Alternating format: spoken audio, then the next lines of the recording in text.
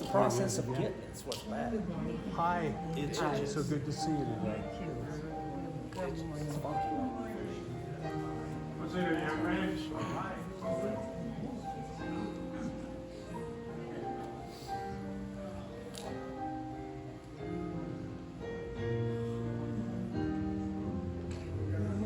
What's Mommy's mom's name? Charlotte. Dominic's mom?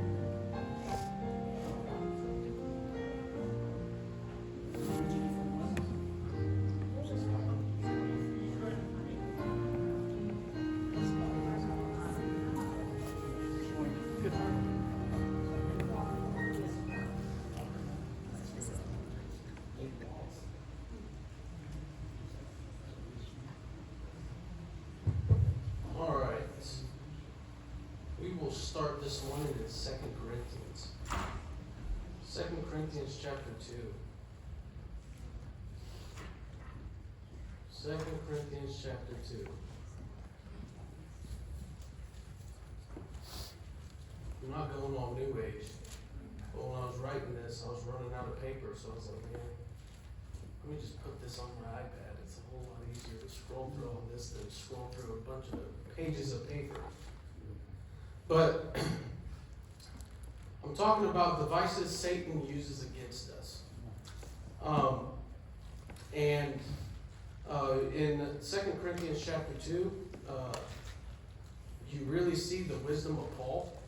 Because if you know what's going on in this chapter, basically there was somebody going against Paul, questioning his authority, basically, under Christ, of course. And Paul basically just was telling them, like, hey, we'll deal with this, and then we have to move on.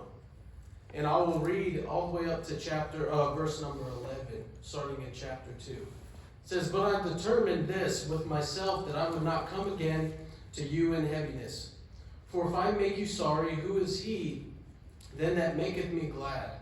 But the same which is made sorry by me.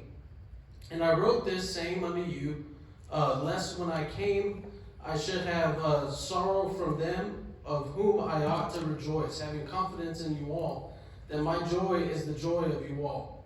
For out of much affliction and anguish of heart I wrote unto you with many tears, not that ye should be grieved, but that ye might know the love which I have more abundantly unto you.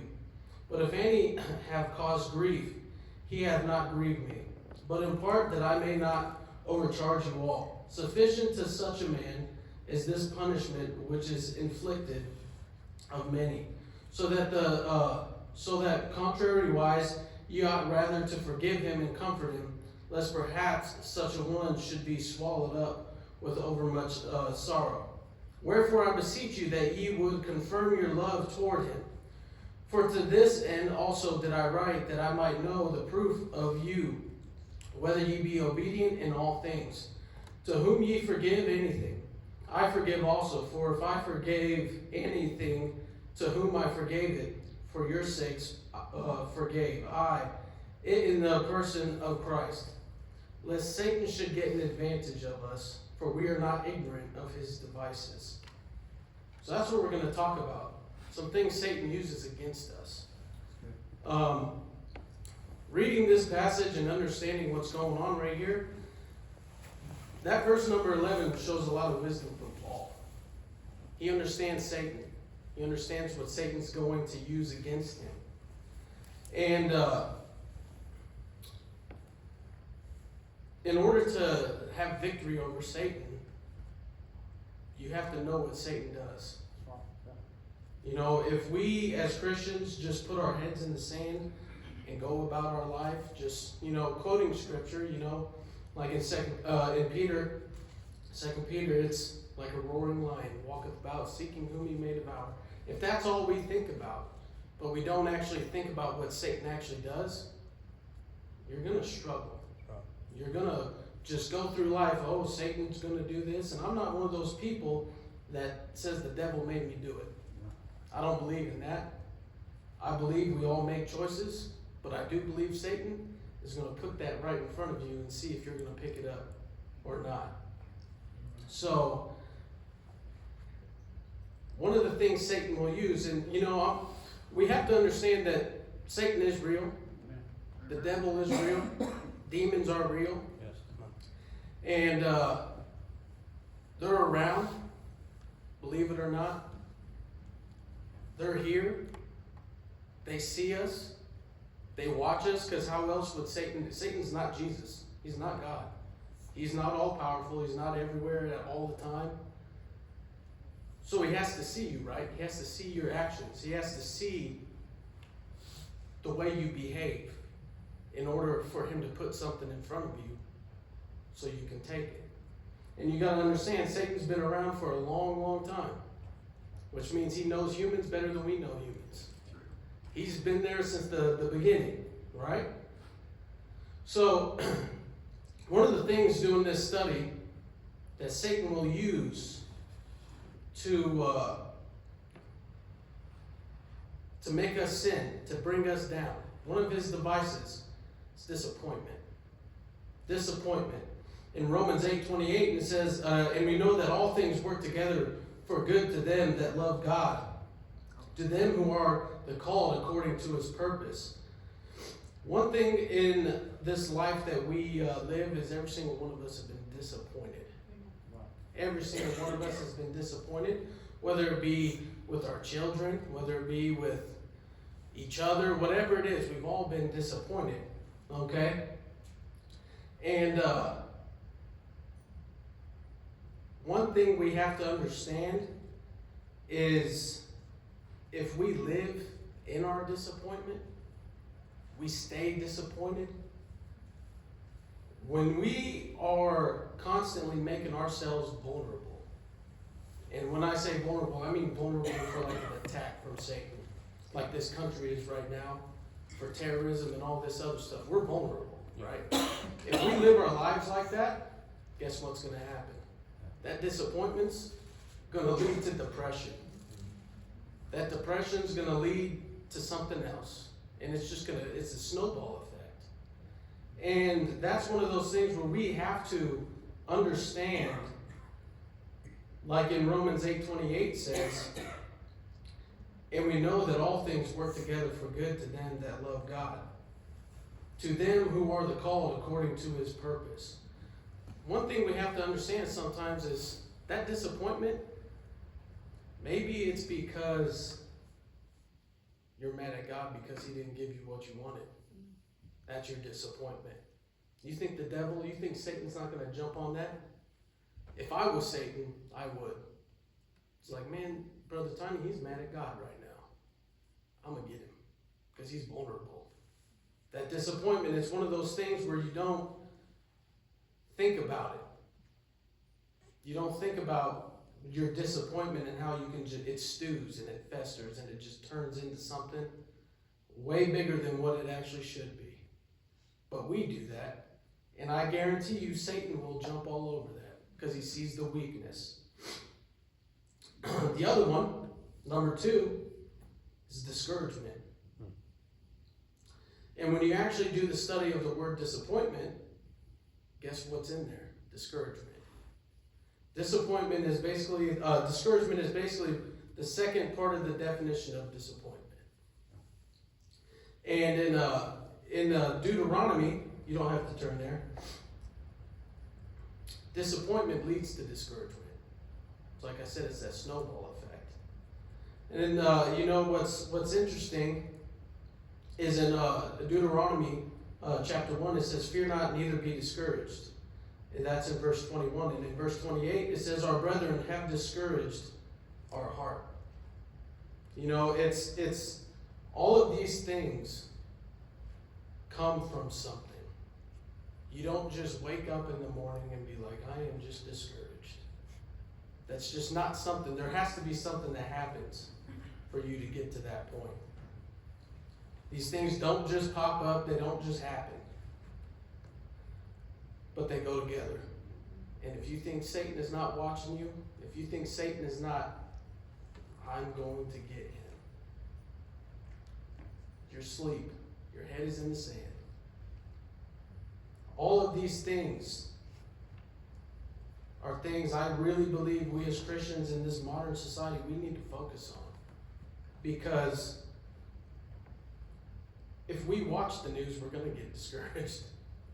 If we watch the news, we're going to be disappointed when you see the way our fellow humans are acting. It's actually quite crazy. And we as Christians, we're usually the type that are so optimistic, and we're like, we know the Lord's coming. We know He's coming. But right now, I truly believe Satan is using disappointment and discouragement to bring us down, to be like, no, I don't even know anymore. I know what the Bible says, but man, you got Palestinian protests, you got places blowing up, you got crazy things happening, shootings here, shootings there, stabbings here, stabbings there. The whole world's going crazy. God's supposed to be coming back. Discouragement. All coming from Satan. All coming from Satan. But if you let it build, that's on you. How are you going to deal with it? The hardest thing right now is looking at the world and the things and the state of Christianity and just people in general. The hardest thing to be is happy about everything that's going on. That's the hard part. But you know what? That's what God wants. God don't want us to sit here pouting and discouraged and disappointed and just, oh, woe is me. Being like Eeyore. Everybody knows who Eeyore is, I hope. That little donkey that just runs around sad, crying all the time. God don't want us doing that.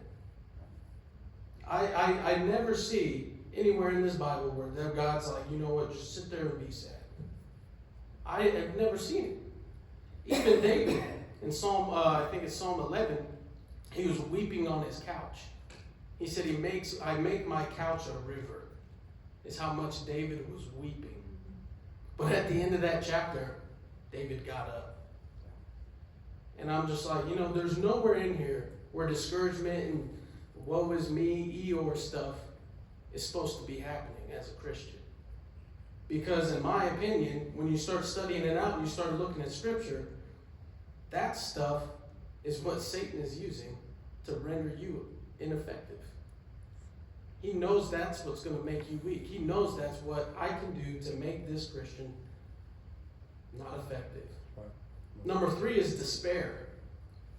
In 2 Corinthians chapter 4, 2 Corinthians chapter 4, verse number 8, says, we are troubled on every side, yet not distressed. We are perplexed, but not in despair. We can look at the wisdom of Paul, and we can see a Christian that is talking about these things, and he's actually acting it out. He's not just saying stuff and not living it. The Apostle Paul spent the majority of his Christian walk in prison, just waiting to get executed. That was the Apostle Paul. And he wrote majority of the New Testament. But in verse number 8, we are troubled on every side, yet not distressed. We are perplexed, but not in despair. Despair, when you actually study out the definition of despair, y'all are going to see something. I have a kind of a theme going. When you look at the definition of disappointment, you get discouragement. When you look at the definition of discouragement, you get despair. Despair, when you study out the word despair, the main definition for despair is to forget. To despair is to forget. In the context of that, to forget is to forget what Christ has done for you. To forget the day you got saved, what you were like before God blessed you. The pastor preached a sermon, never forget where you come from. Never forget where you come from. And when I was studying out this word despair, that's what I could not stop thinking about. Because it's another one of those things that Satan uses, despair. He's like, if I can make him forget where he's come from, if I can make him forget that he was once going to hell, because I'm 100% convinced Satan knows I'm going to heaven. 100% convinced. But he still can't stand me. He's like, let's make him forget. Let's give him some discouragement. Let's disappoint him. Let's see if we can get him into despair. Because despair is almost like, it's one of those definitions when you start studying it out, and you actually use like an old dictionary, not the new dictionaries. I don't like these new dictionaries. If you've ever used them, it's like 1 or 2 word meanings for every word. And I'm like, I want to know what this word actually means. Where does this word come from? So use that Webster's 1828 and you will get that. But despair, it's down. Despair is down. When they would reference like the ocean, this is in the ocean, down at the bottoms of the depths of the ocean. They use the word despair to define it because it's forgotten about. And it's down, it's dark. And I was like, that is very interesting. How much our society is dumbed down, because I guess no people know how to actually properly use that word. But despair, to forget. Now think about that. If you're in despair, you're desperate, you're down, you're forgotten about. You've forgotten where you come from. You've forgotten what you were supposed to do. You've forgotten these things. You're in despair. In 2 Corinthians 4:8, we are troubled on every side, yet not distressed. We are perplexed, but not in despair. We have to remember that God is always working in our lives. We have to. God is always there. He's never not there. You know, and it comes back to what Pastor was talking about. We can't forget where we come from. We can't forget where we come from. We can't forget who God is. We can't forget these things that make us Christians. We can't forget these things that there's a reason we're all here. And it's for God. And if we truly believe that God is God, we can't forget. Because when you forget, what are you doing? When you forget who God is, you're not a very good Christian. And I say that because I've been there before. I know what it's like to forget where I've come from. I know what it's like to forget what it was like before I got saved. I know all of these things. But it's things that Satan uses to render us ineffective. Because we do have to remember, Satan can't touch a single one of us. But he can oppress us. He can make us all of these things. The next thing is the very way that Satan got Eve to sin, was doubt. In Genesis 3:1, he said unto the woman, Yea, hath God said, Ye shall not eat of every tree of the garden? He got Eve to question. He got Eve to question, to doubt. Satan does the same thing to us every single day. I truly believe doubt is one of the things that Satan uses on the Christian. Every single one of us daily is doubt. Because one of the biggest things we do, and I believe in our Christian walks today, is we don't have faith. We don't have faith in God. You want to know why we don't have faith in God? Because we forgot what God has done for us. There's no other way around that. You can't explain to me why you don't have faith in God. You can't. But if you actually search yourself and you start thinking about, why don't I have faith in God? Because when you start thinking about the things God has done for you, you're like, man, he did this for me. He did this. He answered this prayer. He did this. It goes to the despair and not forgetting. When you remember what God has done for you, it's real hard to not doubt. You know, faith is one of those things where as soon as it's gone, as soon as you start letting your faith just slip away and start making your own decisions and thinking you got it and thinking you know what's best, it's a slow rolling snowball going down a hill.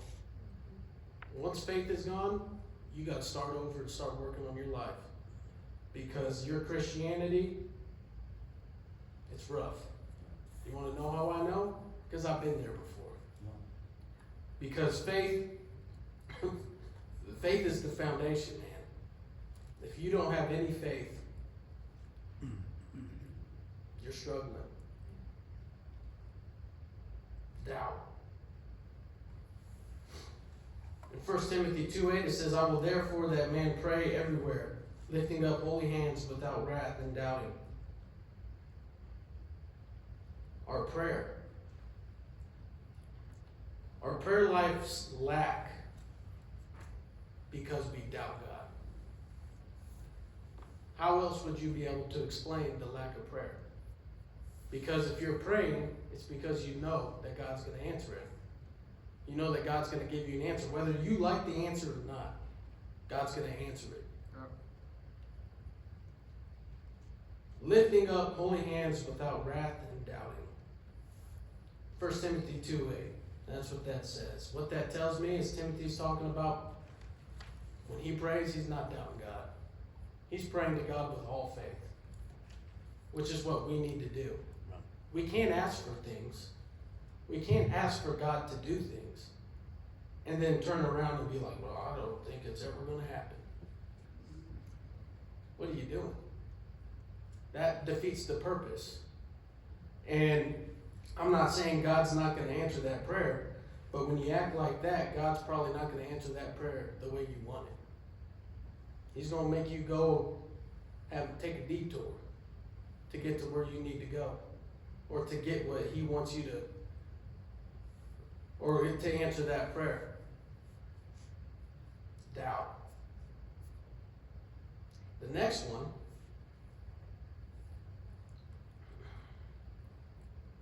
disbelief. Goes back to what I was talking about with doubt, disbelief. You know, it's hard. It's not, I heard Pastor say it, I think it was last week, the Christian life does not get easy when you get saved. It doesn't get easy. Quite frankly, I think it gets a whole lot harder. That's my opinion. Because I felt like my life before I got saved, I coasted to 18 years old. I had not a care in the world. Nothing bad was happening to me. I was chilling. I was going through high school, playing football, wrestling, doing all this stuff. Not a care in the world. I know the 2 weeks after I got saved, it's like everything that could happen would happen. Everything. And it was crazy stuff. Like losing this football opportunity and then getting this one. It's like, man, I just had to worry and stress for 2 weeks. And then all of a sudden I got this one. I'm just like, I look back at that now and it's like, that builds some character. Because you either crumble and just be like, well, whatever, I'm just going to do whatever now. No, I stuck with it and God guided my path.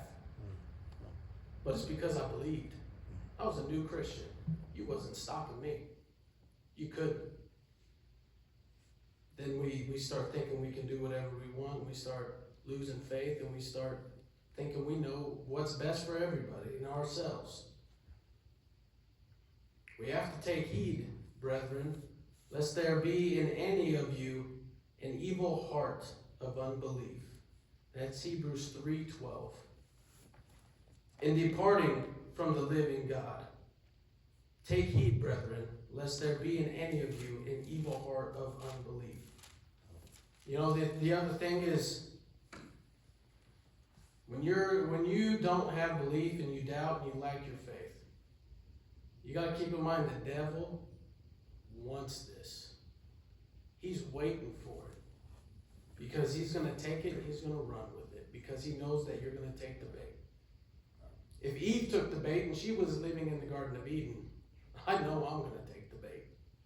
But that's where I have to be a strong Christian. I have to have the faith. I have to have that. I have to remember where I come from. I have to remember that God is going to take care of me. He's going to. It's not if he's going to, he's going to. The other one is distraction. We can all be distracted. In Matthew 14:30, but when he saw the wind boisterous, he was afraid, and beginning to sink, he cried, saying, Lord, save me. Distraction. Peter was walking on the water. To God, to Jesus. He was walking on the water, but he got distracted. He got distracted. And what happened when he got distracted? He lost his faith. He didn't believe. And he started sinking. Ultimately, Jesus saved him. He saved him. But that distraction, it can veer us off our paths. Every single one of us. Distraction can ruin us. Distraction is one of those things where, you know, you look at this passage in Matthew 14 where Peter was walking on the water. Let's say Jesus didn't lend him a hand. Peter would have died. Because no man can swim in the water when it's storming like that. I've never been out on the ocean in a storm, but I have been on a bass boat on Pueblo Reservoir. And you wouldn't think it, but Pueblo Reservoir can get nasty when the storm's there. And I was like, wow. I was 16 years old. I don't know if you remember, Pastor, it was Mike Bonnet. And we were on this boat in the middle of Pueblo Reservoir because we were both hard-headed when it came to fishing. We would not stop. And we saw the storm coming and we was like, nah, we got about 20 minutes. But then you realize that 20 minutes turned into 5 minutes. Next thing you know, we were soaking wet. The waters was flapping up over the boat, and I was like, man, we got to get out of here. Now we're jumping waves. I'm like, this is Pueblo Reservoir. And I thought we were going to die. I was like, man. I said, I ain't got a life vest. I was like, I am going down. So you think Peter would have came out of that? No. But God saved him. Jesus lent his hand and pulled him out. But the thing is that Peter wasn't distracted, didn't lose faith, didn't doubt, he would have never sank. I think if Peter didn't have any of those things, which is everything we have, Peter would have walked straight out to Jesus, right out there in the middle of that sea. But he didn't. He sank. We have to understand that the devil, he's using these things. The devil would love nothing more than for everybody in here to not be in here. Right. He don't want a single person in this building. He doesn't. The next one is double-mindedness. You know, in James it says a double-minded man is unstable in all his ways.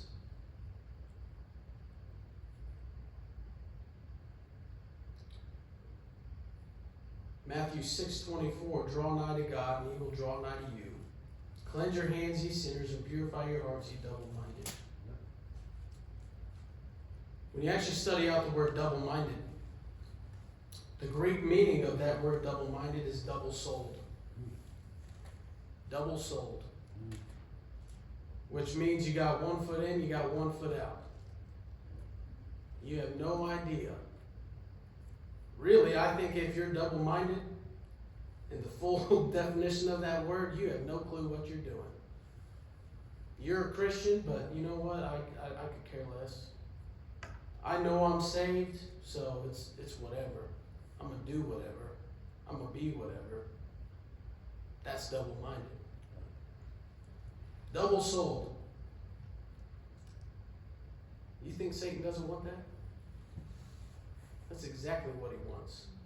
He wants every single one of us to just be a complete and utter failure. And you gotta understand, with all this stuff I'm talking about, I'm not talking about the unsaved. I'm talking about saved Christians. Saved Christians.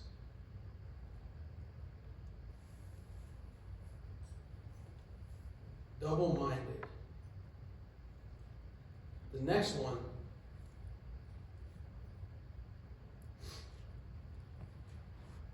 is deceit.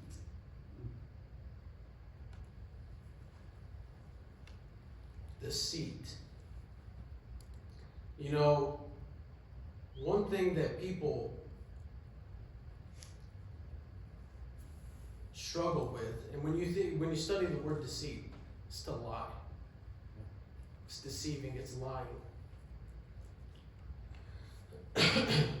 In 2 John 1:7, it says, "For many deceivers are entered into the world."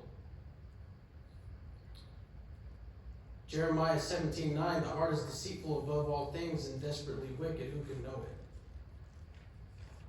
You know, deceit is one of those things, it's like a cancer. It grows. Because deceit's one of those things where most time, because I don't really believe there's a lot of deceitful people in here, but we do it to ourselves. We deceive ourselves. We look at ourselves and it's like, well, I can't do this, I can't do that. God's not going to do this, God's not going to do that. Deceit. With all deceivableness of unrighteousness. It's hard to be righteous when you're deceitful to yourself. It's hard to. You can't. It doesn't go hand in hand. It's one of those things that Satan uses.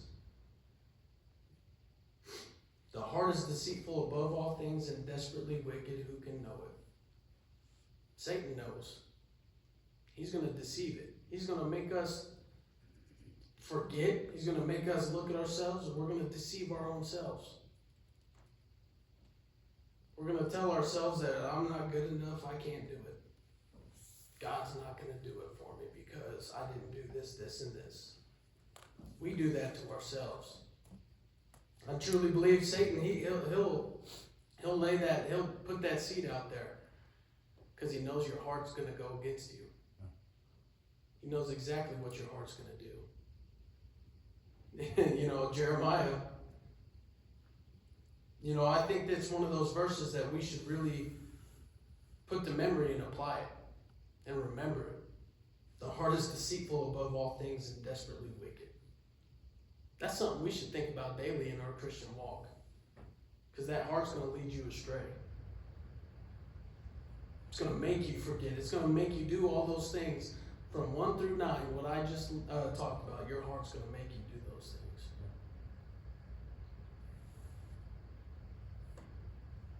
things. Deadness